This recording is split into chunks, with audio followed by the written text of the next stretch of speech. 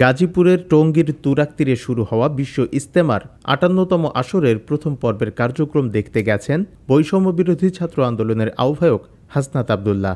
বাংলাদেশ খেলাফত মজলিসের আমির মামুনুল হকও ইজতেমা মাঠে গেছেন। শনিবার বিকেল ৩টার দিকে ইজতেমা ময়দানের বিদেশি মেহমানদের গেট ২ দিয়ে প্রবেশ করেন তারা। ময়দানে তাদের অভ্যর্থনা জানান বিশ্ব ইজতেমার প্রথম পর্ব শুরায়ে নেজামের আয়োজক কমিটির মুরব্বী প্রকৌশলী মাহফুজ হান্নান। ময়দানে প্রবেশের পর তারা মুসল্লিদের সঙ্গে খাওয়া দাওয়া করেন। এরপর তারা ইজতেমা ময়দান পরিদর্শন করেন। এ সময় বৈষম্য বিরোধী ছাত্র আন্দোলনের গাজীপুর জেলা কমিটির যুগ্ম সদস্য সচিব মোহাম্মদ রায়হান আহমেদ, যুগ্ম সংগঠক মাহমুদুর রহমান রিফাত, যুগ্ম সংগঠক শেখ সাব্বির সহ আরও অনেকে উপস্থিত ছিলেন। এদিকে ইজতেমায় এখন পর্যন্ত ৩ জনের মৃত্যুর খবর পাওয়া গেছে।